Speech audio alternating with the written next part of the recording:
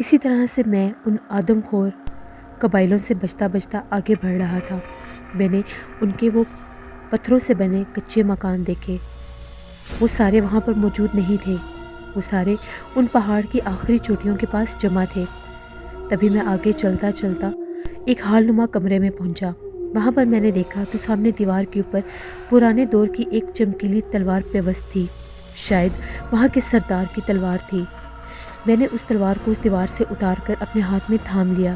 یہ میرے لیے کسی غنیمت سے کم نہیں تھی، کیونکہ میری پسٹل میں اب چند ہی گولیاں باقی بچی تھیں اور آدم خور قبائلوں سے لڑنے کے لیے مجھے اس تلوار کی بہت ضرورت تھی۔ جیسے ہی میں وہاں سے تلوار لے کر باہر نکلا تو وہ جو قبائلی تھے مجھے دیکھتے دیکھتے ان پہاڑ کی چوٹیوں سے باہر نکلنے لگ گئے۔ میں بہت زیادہ خوف زدہ تھا کہ کہیں یہ میرے اوپر حملہ آور نہ ہو جائے، مگر وہ سب سجدہ ریز ہو گئے۔ جیسے ہی انہوں نے میرے ہاتھ میں وہ تلوار دیکھی، ان کا رویہ بالکل بدل گیا۔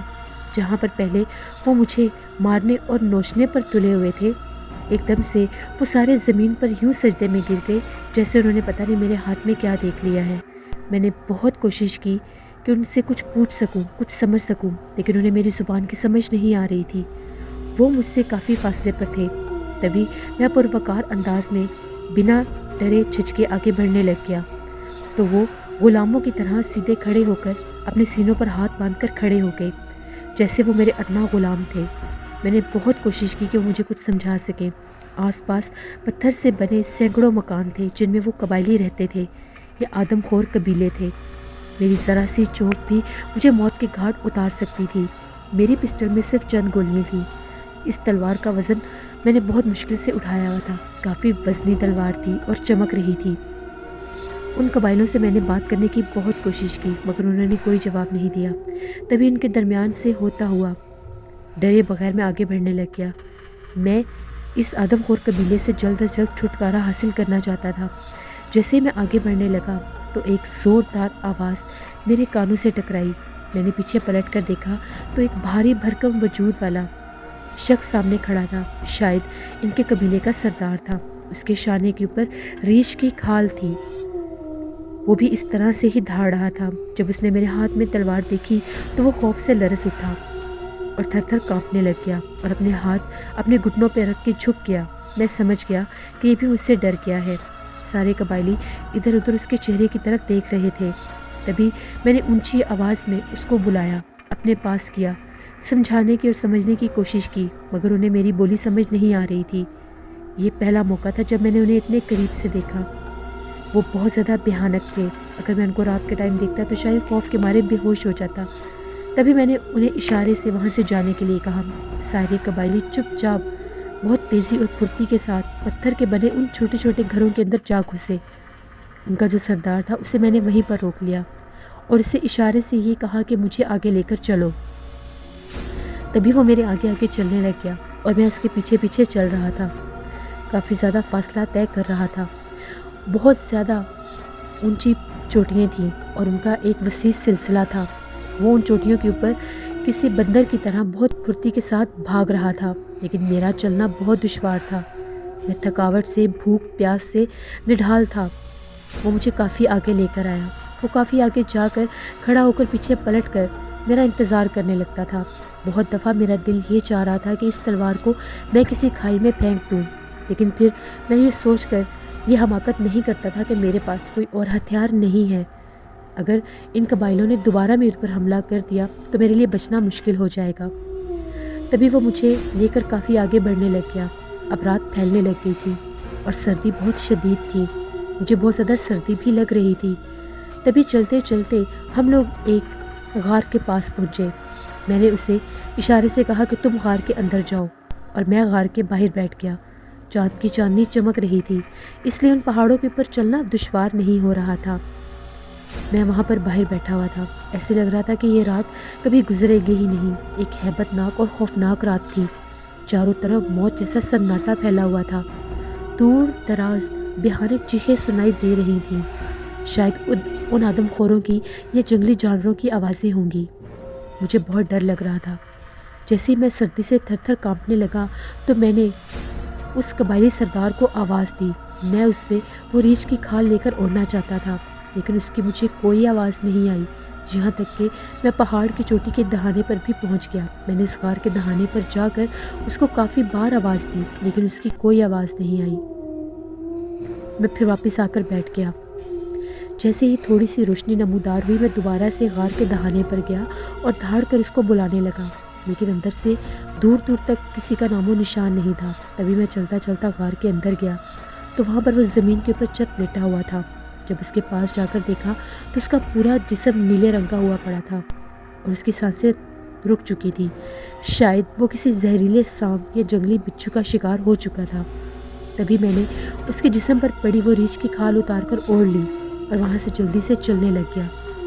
میں وہاں سے چلتا چلتا بہت دور نکل آیا، مگر یہ پہاڑی سلسلے تو تھمنے کا نام ہی نہیں لے رہے تھے۔ میری زندگی مجھے کہاں سے کہاں لے آئی تھی۔ میں بہت زیادہ پریشانیوں سے گھر چکا تھا، بھوک اور پیاس سے نڈھال تھا۔ 3 دن میں انہی پہاڑی چٹانوں میں گھومتا رہا، مجھے کوئی راستہ نظر نہیں آ رہا تھا۔ اب میرے ذہن پر عجیب و غریب سا ایک وہم سوار ہونے لگ گیا، کہیں یہیں پر میں معذور نہ ہو جاؤں، بھوک اور پیاس سے انہی وادیوں میں، انہی چٹانوں میں ٹکرے مار مار کے مر نہ جاؤں۔ یہ ایک بہت زیادہ عبرت ناک انجام تھا۔ میں خوف کے مارے آگے بڑھ رہا تھا۔ میں اس حد تک تھک گیا تھا کہ میرے سے چلنا ناممکن ہو رہا تھا۔ شام کے اندھیرے پھر پھیلنے لگ گئے۔ میں وہیں پر ایک چوٹی کے رکب میں لیٹ گیا۔ ابھی میری آنکھیں بند ہی ہوئی تھیں۔ نہ جانے میں کتنی دیر سویا۔ میں نے ایک خواب دیکھا۔ خواب میں نے دیکھا کہ میرے ارد گرد بہت زیادہ بھیانک جنگلی جانوروں کا ایک غل ہے اور انہوں نے میرے اوپر حملہ کر دیا ہے اور ان کے نیزے میرے پیٹ میں اتر رہے ہیں۔ تبھی ایک دم سے مجھے ایسا محسوس ہوا کہ جیسے میرے پیٹ میں بہت تیزی سے کوئی چیز اتری ہے اور میں ایک دم چیخ کر ہڑبڑا اٹھا تو وہاں پر جنگلی سیاہ لنگوروں کا ایک غل تھا جو میرے اوپر سے بے دردی سے بھاگ دوڑ رہے تھے۔ میں جلدی سے اٹھا۔ میں نے اپنے شانے پر لٹکی تلوار اتارنا چاہی تو میری حیرت سے آنکھیں کھل گئیں۔ وہ تلوار وہ لنگور اتار چکے تھے، یہاں تک کہ میری پسٹل بھی وہ لوگ چھین چکے تھے۔ میرے شانے پر پڑی ریچھ کی کھال کو ایک کداور لنگور نے کھینچ کر اتار لیا۔ میں بہت زیادہ ڈر رہا تھا۔ یہ لنگور تو میرے پیچھے ہی لگ گئے تھے۔ آخر ان جنگلی لنگوروں سے میں کیسے جان بچاؤں گا؟ اگر میں ان کا شکار ہو گیا تو یہ میرے لیے بہت زیادہ باعث ندامت ہوگا۔ اس سے بہتر تو یہ تھا کہ میں ان آدم خوروں کا ہی نوالا بن جاتا۔ اب میں کیا کرتا؟ میں ایک نہتا انسان ان جنگلی سیاہ لنگوروں کے غل میں پھنس گیا تھا۔ وہ لنگور مجھے آگے لے جانا چاہ رہے تھے، چاروں طرف میرے اوپر گھیرا تنگ کرتے جا رہے تھے۔ تبھی میں نے راہ فرار اختیار کی اور وہاں سے بھاگنے لگ گیا۔ وہ لنگور پاگلوں کی طرح چیخیں مارتے ہوئے میرے پیچھے آ رہے تھے، یہاں تک کہ رات بہت زیادہ تیزی سے پھیل رہی تھی۔ میں نے تیزی سے ایک ڈھلوان سے نیچے اترنا شروع کر دیا تو سامنے مجھے ایک ہیولا سا نظر آیا۔ ایسے لگ رہا تھا کہ شاید کسی عمارت کا نقشہ ہے۔ میں کسی طرح سے ان لنگوروں سے جان بچا کر اس عمارت میں جانا چاہتا تھا۔ جنگلی سیاہ لنگور شور مچاتے، چیختے، ایک دوسرے کو نوچتے میرے پیچھے بھاگ رہے تھے، پہاڑ کی چوٹیوں کے اوپر چیخ رہے تھے۔ شاید وہ مجھے مار دینا چاہتے تھے۔ میں وہ انسان تھا، وہ قبر کا بیٹا تھا جو کسی سے نہیں ڈرا۔ ارجن سنگھ کا مقابلہ کیا، دھرم ناتھ کو بھی اچھا خاصا سبق سکھایا، یہاں تک کہ آدم خور قبیلے سے بھی بچ کر نکل آیا، اور اب ان لنگوروں کے ہتھے چڑھ گیا تھا۔ آخر ان سے کیسے بچوں گا؟ یہی بات سوچتے سوچتے میرے جسم میں ایک دم جان پڑی اور میں نے تیزی سے بھاگنا شروع کر دیا۔ بھاگتے بھاگتے میں اس عمارت کے پاس پہنچ گیا اور جنگلی لنگور شور مچاتے ہوئے میرے پیچھے بھاگ رہے تھے۔ جیسے میں عمارت کے اندر داخل ہوا، وہ ایک بہت بڑا ہال نما کمرہ تھا۔ حیرت انگیز بات یہ تھی، اس عمارت میں پہنچتے ساتھ ہی لنگوروں کے اس شور نے دم توڑ دیا اور وہ لنگور وہاں پر بہت زیادہ آرام اور تہذیب کے ساتھ جمع ہونے لگ گئے۔ وہ زمین پر اس طرح سے بیٹھ رہے تھے جیسے انہیں کچھ دکھائی دے رہا ہو۔ جیسے میں اس ہال کمرے میں آگے بڑھتا گیا، وہ ہال کمرہ بہت وسیع تھا، اس کے اوپر چھت نہیں تھی۔ چاند کی چاندنی اس پورے ہال کمرے میں پھیلی ہوئی تھی۔ تبھی وہاں پر ایک چبوترے کے اوپر میں نے ایک بہت حسین و جمیل لڑکی کو بیٹھے دیکھا۔ وہ اتنی خوبصورت تھی کہ چاند کی چاندنی میں اس کا حسن اور بھی زیادہ بڑھ کر سامنے آ رہا تھا۔ تبھی میں نے جو دیکھا، دیکھ کر حیران ہو گیا۔ وہیں پر میری تلوار رکھی ہوئی تھی، وہی تلوار جو میں آدم خور قبیلے سے لے کر آیا تھا۔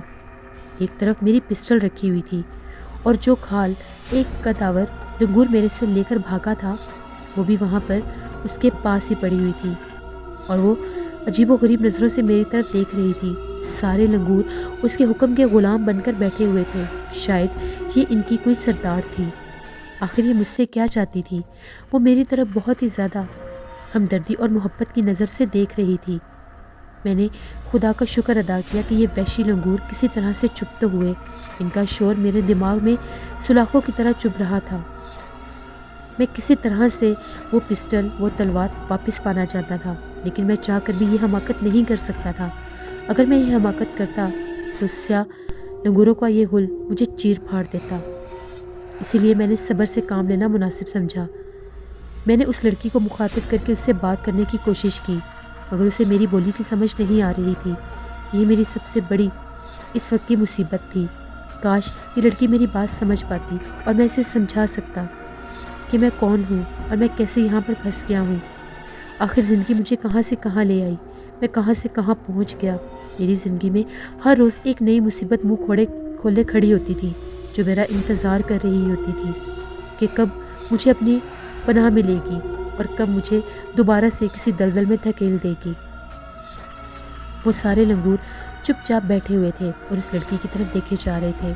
उस लड़की ने मुझे इशारा करके अपने पास बुलाया। मेरे दिल की धड़कनें बहुत ज़्यादा तेज़ थी। पता नहीं वो मुझसे क्या चाहती थी और मुझे यहाँ पर वो लंगूर क्यों लेकर आए थे। तभी मैं बेसाख्ता कदमों के साथ आगे बढ़ने लग गया। मेरे दिल की धड़कन बहुत तेज़ थी। चलता चलता मैं बिल्कुल उसके करीब पहुँच गया। जब मैंने उसे करीब से देखा, वो हद से ज़्यादा हसीन थी।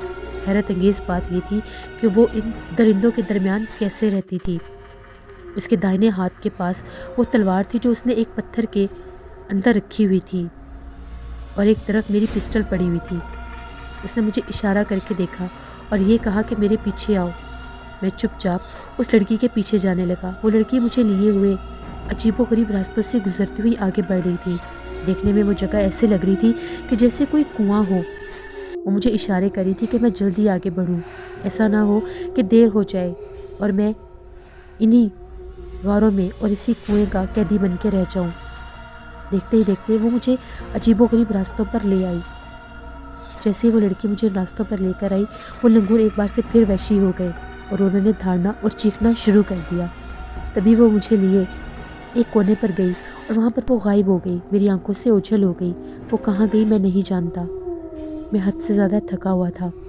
मैं वहीं पर गिरा और निढाल हो गया और उसी ज़मीन पर सो गया। सुबह मेरी आँख खुली तो मेरे इर्द गिर्द लंगूरों की चीखें बुलंद थीं। उनकी बहुत भयानक आवाज़ें थीं। अभी मैं उठकर इधर उधर देख ही रहा था। बहुत अजीबोगरीब जगह थी, जैसे कोई अंधा कुआं हो, कोई अंधा गार हो। आखिर मैं कहाँ पहुँच गया था। अचानक से मैंने देखा वही लड़की दोबारा से नमूदार हुई। उसके हाथ में एक बहुत बड़ा थाल था जिसमें जंगली फल रखे हुए थे। वो आई और मेरे पास रख गई। मैं इतने दिनों का भूखा प्यासा था। जब मैंने इतने सारे फलों को अपने पास देखा तो मैं बेताबी से उनके ऊपर टूट पड़ा। मैंने काफ़ी ज़्यादा फल खाए। मेरे जिस्म में जान का एहसास हुआ। मुझे ज़िंदगी एक बार फिर महसूस हुई। मेरी सूखती रगों में एक बार से फिर जान पड़ी। तभी 3 से 4 लंगूरों ने मेरे ऊपर हमला कर दिया। वो मुझे नोचने लग गए। मैं उनसे पीछा छुड़ाने के लिए एक साइड पर हुआ तो वो सारे फल उठाकर भाग गए।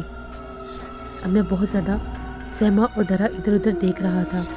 तभी वो लड़की दोबारा से मुझे अपने साथ लिए वहीं पर आ गई, उसी हाल में, और ऊपर जाकर खुद अपने कुर्सी पर बैठ गई और सारे लंगूर इधर उधर मौजूद थे। देखते ही देखते उसने लंगूरों को कोई इशारा किया और वो सारे लंगूर वहाँ से चले गए। सिर्फ 2-4 साथी उनके उधर पड़े ऊँग रहे थे। तभी वो लड़की उठकर बिना कुछ कहे वहाँ से चली गई। अब ये मौका बहुत ही ज़्यादा अच्छा था।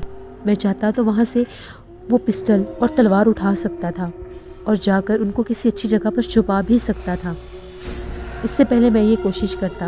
मैंने इधर उधर देखा, वहाँ पर मुझे कोई लंगूर नज़र नहीं आया। 2-4 लंगूर सोए हुए थे। मैं तेज़ी से चढ़ता हुआ उस चबूतरे के पास आया जहाँ पर वो तलवार और पिस्टल रखी थी। मैं जल्द से जल्द इन वहशी लंगूरों से पीछा छुड़वाना चाहता था।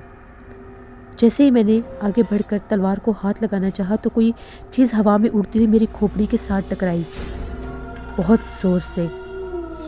मेरी आंखों के आगे सितारे नाचने लग गए। जब मैंने पीछे पलट कर देखा तो एक स्याह लंगूर اپنے دانت باہر نکالے ایک پتھر سے لٹکا ہوا تھا اور اس نے وہاں سے اٹھا کر کوئی چیز میرے سر پر ماری تھی۔ تبھی میں سمجھ گیا کہ اس لڑکی کے اشارے اور مرضی کے علاوہ میں یہاں پر کچھ نہیں کر سکتا۔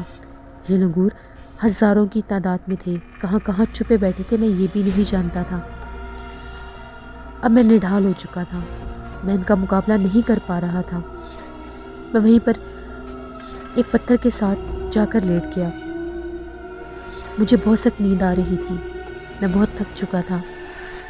جیسے ہی میں لیٹا کہ چند لمحے سکون حاصل کر سکوں، میرے کان میں اس طرح سے درد اٹھا جیسے کوئی زہریلا کیڑا میرے کان کے اندر گھس گیا ہے۔ میں فوراً سے اٹھا، اپنے کان کو سہلانے لگا تو وہ کوئی کیڑا نہیں تھا بلکہ ایک لنگور کی دم تھی جس کی نوک میرے کان میں چبھ رہی تھی۔ وہ بری طرح سے میرے ساتھ چپکا ہوا تھا اور مجھے نوچنے کی کوشش کر رہا تھا۔ میں نے بڑی مشکل کے ساتھ اس لنگور سے اپنی جان چھڑوائی اور ایک دم سے میں بہت اونچی آواز میں چنگھاڑا۔ اس لنگور کو میں نے دم سے پکڑ کر بہت زور سے گھمایا اور زور سے پٹکا۔ وہ جا کر ایک پتھر کے ساتھ ٹکرایا، وہیں پر گرا، اس کی ایک بھیانک چیخ گونجی اور وہ مر گیا۔ جیسے ہی وہ عبرتناک چیخ کے ساتھ زمین پر گرا، بہت سے لنگور چیختے ہوئے وہاں پر جمع ہو گئے۔ وہ پتھروں کے پیچھے سے ایسے نکل رہے تھے جیسے وہاں پر چھپے بیٹھے تھے۔ جب انہوں نے ایک لنگور کا یہ انجام دیکھا تو ڈر کے مارے میرے قریب تو نہیں آ رہے تھے، لیکن دور بیٹھے واویلا مچا رہے تھے، ایک دوسرے کو نوچ رہے تھے۔ شاید انہیں پتہ چل گیا تھا کہ میں ان کی بھی جان لے سکتا ہوں، میں ان کو بھی پتھروں سے پٹک پٹک کے مار سکتا ہوں۔ وہ چاہ کر بھی میرے قریب نہیں آ پا رہے تھے۔ آخر ان کی سردار وہ لڑکی کہاں پر گئی؟ آخر میں کب تک یہاں پر ان لنگوروں میں اسی طرح سے بندی بنا رہوں گا؟ مجھے جلد از جلد یہاں سے نکلنا ہوگا۔ میں نے ایک بار سے پھر کوشش کی کہ میں جا کر وہ تلوار اور پسٹل اٹھا سکوں۔ جیسے میں اس کے قریب جانے لگا تو ایک دم سے ان لنگوروں نے پتھروں سے حملہ کر دیا جو پہاڑ کی چوٹیوں میں چھپے بیٹھے تھے۔ میں ان پتھروں سے بچ کر دوبارہ سے ایک دیوار کے ساتھ لگا اور میں نے ایک دم بہت اونچی آواز میں چیخ ماری۔ میری چیخ سن کر وہ سارے لنگور سہم گئے اور ایک ایک کر کے پھر ان پتھروں کے پیچھے چھپ گئے۔ میں نے اونچی آواز میں لوگوں سے یہ کہا کہ جو حال میں نے اس لنگور کا کیا میں تم سب کا بھی وہی حال کروں گا اگر دوبارہ تم میں سے کوئی بھی میرے قریب آیا تو۔ نیکسٹ ایپیسوڈ میں آپ لوگ دیکھیں گے کیا شہریار احمد ان جنگلی سیاہ لنگوروں سے بچ کر نکل سکے گا، اور آخر شہریار احمد ان چٹانوں میں، ان بیابانوں میں کیوں بھٹک رہا ہے۔ شہریار احمد دوبارہ کیسے انسانوں میں جا سکے گا۔ یہ سب کچھ جاننے کے لیے آپ لوگوں کو وزٹ کرنا پڑے گا قبر کا بیٹا ناول کی نیکسٹ ایپیسوڈ، جو میں کل آپ لوگوں کے لیے آن ایئر کروں گی۔ اپنا بہت سا خیال رکھیے گا۔ Thank you for watching, stay blessed, اللہ نگہبان۔